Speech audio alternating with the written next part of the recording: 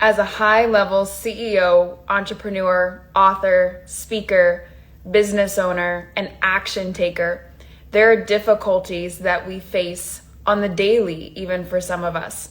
So what we're talking about today with our special guest that we have on is 4 tips to experience more kindness as you are growing, because let's be honest, we're consistently growing. We're either growing or we're not growing. So we're consistently growing in our life. So these are 4 tips for you to implement to experience more kindness as you grow. For many of us, we feel like the journey has to be difficult, or it has to be tumultuous, or it has to be complicated. And while there can be areas in our life where that happens, we get to experience ease, we get to experience peace and kindness throughout the journey. It doesn't have to be this horrible journey that we're going on. So that's what we're going to talk about today. 4 tips to experience more kindness as you're growing. So let's go ahead and bring on our special guest today. She is a spiritual CEO. So welcome, N. Ducharme. Welcome.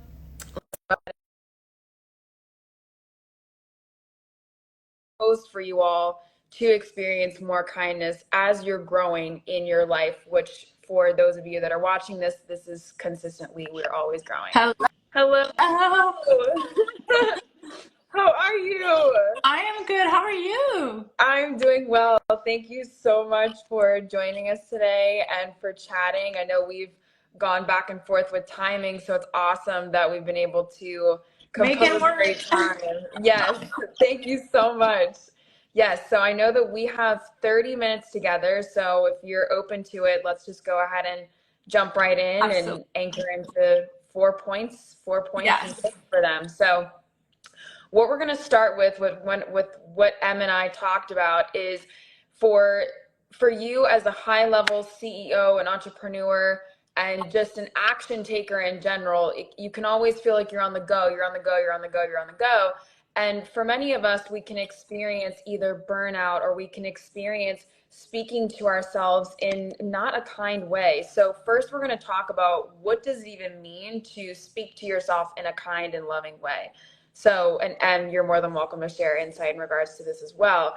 So speaking to yourself in a kind and loving way, we're going to provide reasons and tips in regards to why, but this is so much more effective versus forcing ourselves in a negative way to do something. And what I mean by this is because I've tried it. And I've tried it to the point where it's like, okay, keep going. And you're not speaking kindly to yourself. And so when this happens, it eventually, like, it might work for some time period, but we eventually get to a point where it's either burnout, or we're just like, if we don't do a task or we don't do the thing, then we just feel like we're a failure, or we feel like it's just this inevitable thing that just blows up and we're like, why is it not working? So these tips to experiencing more kindness as you're growing is important, because when you're growing, you don't just have to be mean to yourself, and you don't have to be mean to other people. You get to be kind to yourself. So what this means to be kind to yourself is that you experience more joy as you're experiencing chaos, what it feels like all around you. You can experience more ease, you can experience more peace within yourself, based on these tips that we're going to provide. So is there anything that you'd like to add to that, Em? Yes. So one thing that I've noticed as well when it comes to how we speak to ourselves, and our self-compassion also shows in the way we interact. Like when you were saying being mean with others, what I've noticed is a lot of time when you see people on the internet like write rude comments and judge other people, is oftentimes because that's the conversation they have with themselves. Mm-hmm. Because I think and I judge myself, and I think I should like meet expectations that are unrealistic. I need to be perfect in order to be worthy, because I think of myself in that manner of like, I always have to be better than than perfection even, that I judge myself. So if I judge myself, then I judge everyone else is that it's not perfect, because I expect me to be perfect. I expect me to be better than everyone, so everyone else's should be as well. And oftentimes when you see that, I don't feel bad for what the person will say on the internet, because I get a lot of rude comments, but I don't feel bad, because in my head I'm like, oh, like I can only imagine if that's how they speak to me, a stranger, how do they speak to themselves? Like for sure they have that language that is so destructive to the self-worth and the self-esteem. So I think it's important to keep that in mind. And even for me, if I judge someone, like if I see someone post something and I judge it, I'm like, there's probably something in me that I'm judging, and this is a mirror and projection of how I feel about that, and I have to go and heal it. Not there's nothing wrong with that person, and there's nothing wrong with me, but compassion is not in the conversation right now. So how do I bring it back? Mm-hmm. Totally. And that leads us to the first point, which I thank you for sharing that and bringing that in, because I think it's important for us to have goals and to have these desires and have these expectations based on how we want to show up and who we want to be. And at least that's what works for me.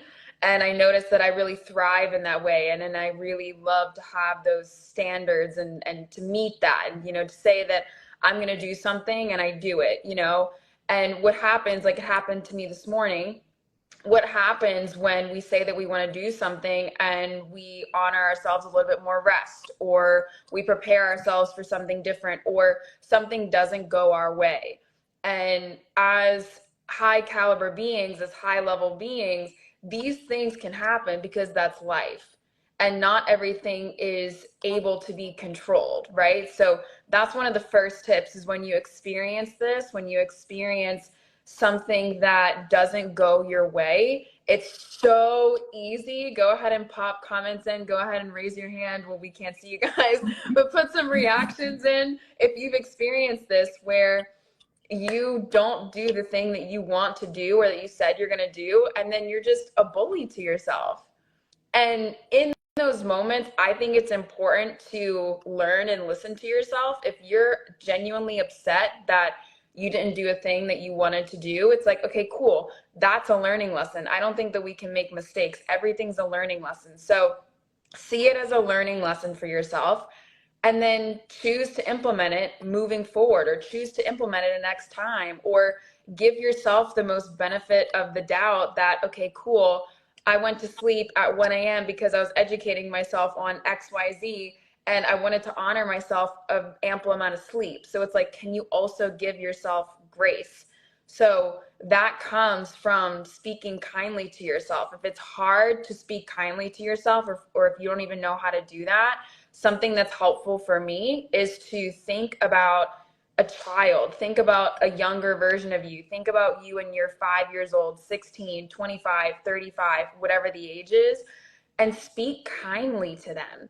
Or if that's difficult to do, think about speaking kindly to your child or to someone that you know that's younger, and practice saying what you would say to them to you, because I guarantee it's so much kinder than maybe a natural default in regards to what you're possibly used to, depending on upbringing and society and all these different things. So that's one of the first tips that I would recommend for you all to utilize, is speak kindly to yourself. And that's a way that you can start speaking kindly to yourself that everyone can implement regardless of where you are on your journey. Yeah, and like if I would look like, let's say I have a niece, she's 5 years old and she's very curious and she wants to play, but she wants to learn, and she like she told me the other day that she spoke English, and I'm like, okay, so I answered in English and she didn't understand because she doesn't speak English. And then I was like, oh, you don't speak English. I would not judge her for like trying to be confident and tell her like, well, you're a loser because you don't speak English, and I do. I find it so cute, right? Because she's a child. And sometimes like when I speak bad to myself, I would see it as if I'm a child that is trying to learn something, and my mom would tell me it's never good enough, like it would ruin me. And that's exactly how we're speaking to ourselves. We're speaking to the inner child who's trying to be good and wants to be validated by the highest self. And then it's like, well, it's never good enough. So how is the inner child going to thrive if we're never speaking to it in a good way? And one thing that I've learned, so I have fibromyalgia.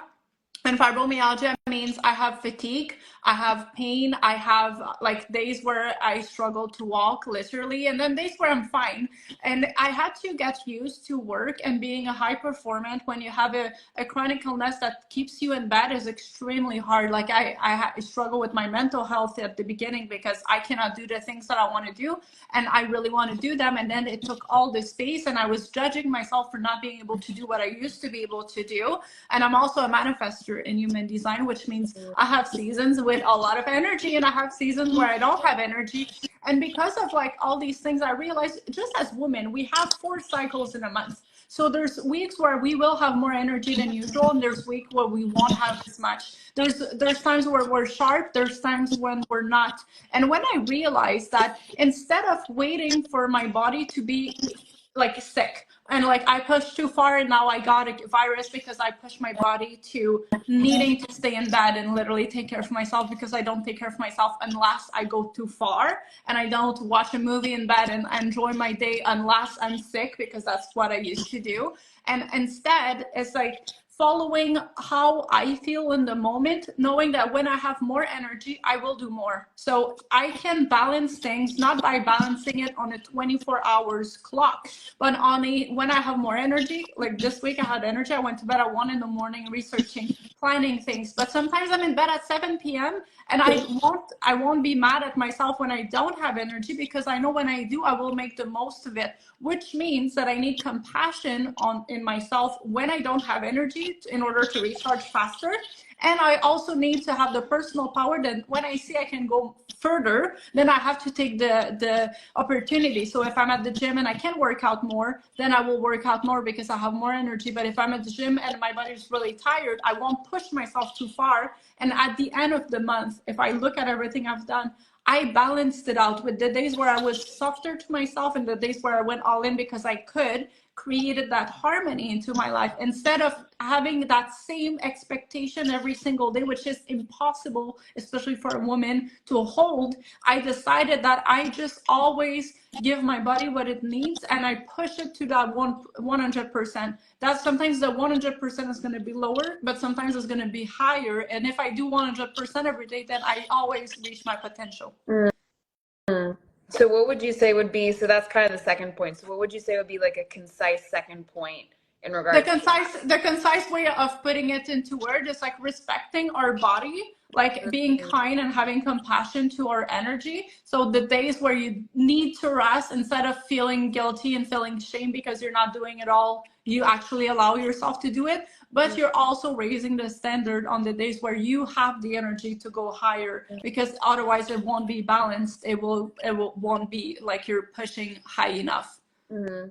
Yeah, and thank you for sharing this. And I think that this brings us to a valid point of knowing yourself and getting to know yourself throughout this journey, because something that will work for you, and I say the general you, is going to be different than what works for me. Like, for example, right now in this season of my life, and I like to think as a woman, and just as however people identify, it's like the sky is not even the limit. You know, you can show up, to me, 100% whenever if you want to. And I also think it's important to honor ourselves that rest. So I take one intentional day of rest because I know that that's important for me. And I try to be off my phone and not text and all the things, because that's my reset time, my Sabbath in a way of resetting and anchoring in for me personally with God. So yeah, it's important to know yourself throughout that journey. And that also that's what I'll say in regards to that. So the third point that I want to say to anchor into even more kindness as you're growing in your life is, I'm going to talk about a study. So I'm going to talk about this research study that was conducted that I found to be really, really cool and really interesting. So our body, every single person's body, not just me, not just every single person's body is composed of about 98% water, okay? 98% water. So what this means is that, and there was a research that was done where a researcher actually took water and he spoke to it differently in different ways. So the first time he spoke to this water, he spoke really negatively to it. So he would say, you know, these weren't the exact words, but anger or hate or disgust or negative. And then I believe they had froze the water molecules after. And when they took and when they examined the water molecules, they were kind of just contorted and they were more like, like kind of just like, however, you know, and not really had a shape. And they were just, they kind of looked like the bomb emoji or like the explosive emoji, like kind of like that. And it was really interesting. And then when the researcher was really kind to the water molecule and they said things, the words like love and happiness and joy and peace and laughter, all these beautiful words. Each one of them had different shapes. They were almost like snowflakes in this beautiful, unique, individual way. So this is so interesting because if we're 98% water, the words that we say to ourselves are so important.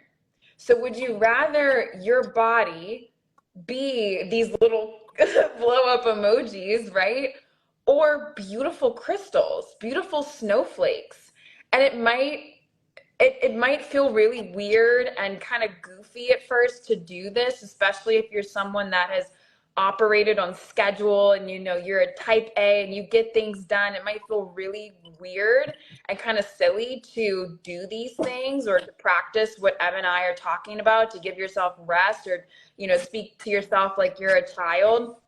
But what I want to say is that one of the biggest lessons that I've learned recently in regards to this is that you can be kind to yourself and still do the things. And I think that so often it's either one or the other. It's like, I'm just not doing anything, so I'm resting and just whatever, and I'm giving myself self-love, or I'm totally on and just doing the things. And I actually think that when you can combine self-love and speaking kindly to yourself, having these beautiful snowflakes all within you, and also still do the things that you want to do, you're unstoppable. I So, love this, and I had this conversation recently. It's funny you're saying this because my massage therapist actually infuses her water bottles with an emotion that she wants to bring in her body. So she was telling me about this recently and how like even the music we listen to can influence, like if the music the water heard the music that's like classical, it will be beautiful snowflakes, and it's a heavy metal, it's going to be very distorted. And this is all about, everything has energy and everything has a frequency. So a frequency that's positive, like when you're speaking like kindly to yourself, it's going to be a high frequency. And then the frequency that are lower are a frequency when we speak bad to ourselves. And it works with everything because everything has energy. The plants, the air, the trees, everything has that energy. So if you're being mindful of the frequency, meaning the frequency you bring in your head of like, how do you think? Like, is it positive or negative? That's why people that have negative and pessimistic outcome tend to attract really bad things. But it also, like you're saying, impacts our body because we're water, right? And because we're influenced by the frequency. And then if we choose a positive frequency, it will create a positive change in our body. It will make us feel more in alignment. It will change the way we see. It will change our mood and all these things. So it's so important to take that into consideration. For me, one of my biggest success hack was literally just to understand frequency. Once I understood the power of the way I think, the way I speak, not just to me, but in general in life, the way that I use my throat is actually going to impact and influence what I attract and the success that I reach, then there's no way I'm going to be negative. There's no way I'm going to be mean to myself because I'm not bringing that into my life. And because of that, I created a life that's too good to be true. And I'm influenced positively because of choosing a positive frequency. Yeah, thank you for sharing this. So what would you say to wrap up our time? We have 10 minutes left for everyone that is on live or watching the replay. What would you say would be one of the last tips to anchor into more kindness as people are growing, as we are growing in our life? So one of the things I think it's not talked enough in those type of conversation is it's easy to use steps that becomes habits that we do every day. But what happens when all of a sudden your mother passed away? All of like sudden something tragic happens into your life. I've gone through this during COVID. My best friend passed away suddenly. She got strep throat. It turned into septic shock. In 2 days, she was in a coma, no brain activity. We had to turn off the machine. And I was in the middle of a really big up level in my business. She was working for my business. She was my brand director. And all of a sudden I lost my best friend. I lost someone that works with me. And it completely like changed my life. And I had just made the promise to myself that the next time my life gets hard, I won't drink, because I used to drink every time it would be hard. And then it would completely set me off because I would like get backwards in all of my goals, and then I would have to start over again. So I made the decision right before this happened that the next time something bad happens, I will hold it. I won't try to numb or run away from it. I will actually like learn to hold it. And then a few days later this happens. I'm like, what the heck? Like, did I manifest it? Like a tragedy to prove to myself my commitment to what I just said?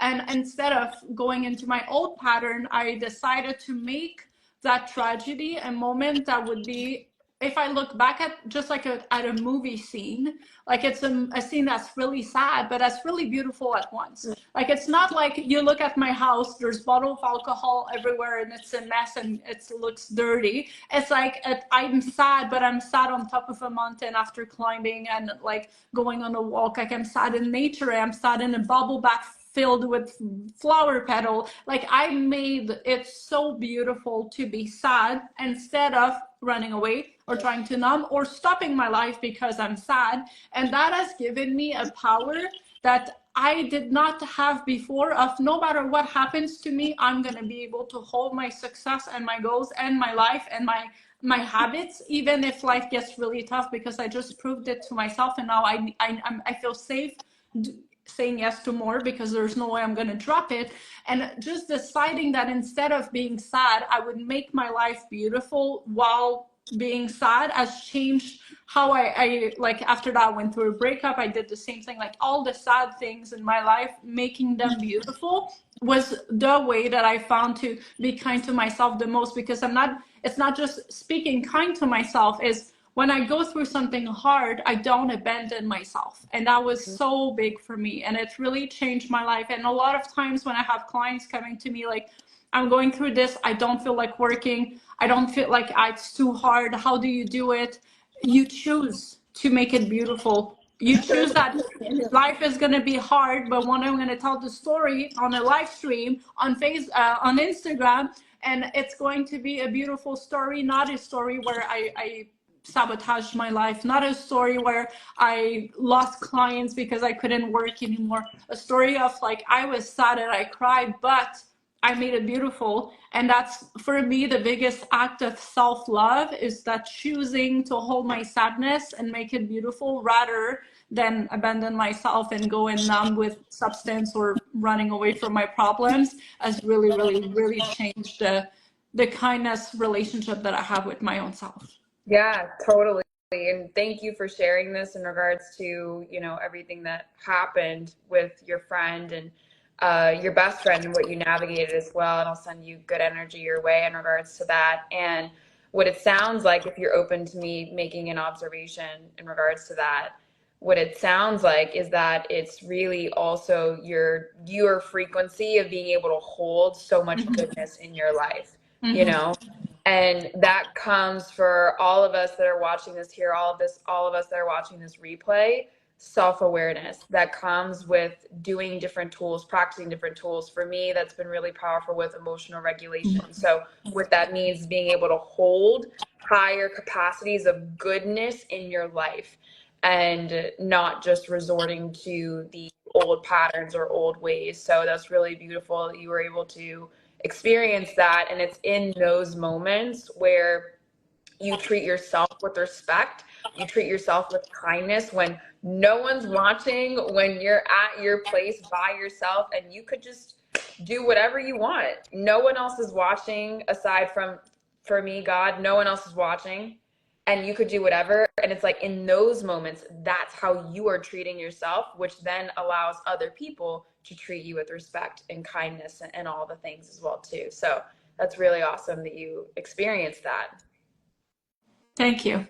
Yes, beautiful, beautiful. So this today has been 4 tips for all of you to experience more kindness in your life as you're growing. And as we wrap up today, I'd love to share what are some ways that, people are feeling drawn. What are some ways that people can work with you moving forward for 2025? Of course. Well, the best way to stay in the loop is, of course, to follow me on Instagram. I always have some free ways to work with me in my bio. I'm always up to fun stuff regarding all the things that I'm doing. As I said, I'm a manifester, so I don't plan ahead. I really follow my urges. So it's never to be expected and always unconventional. But I love it this way. It's always surprising.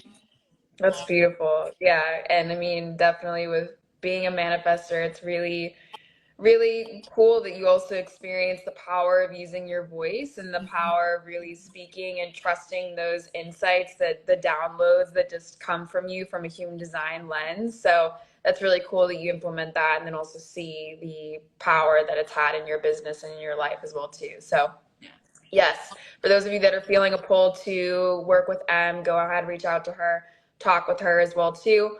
If you would like to be more in the Verde space, I also recommend you going ahead and following us. We're doing a restructure, scaling Verde. It's changing and shifting in regards to who we're speaking to and all the things. So just keep following along with us. If you have any questions, you're more than welcome to let us know.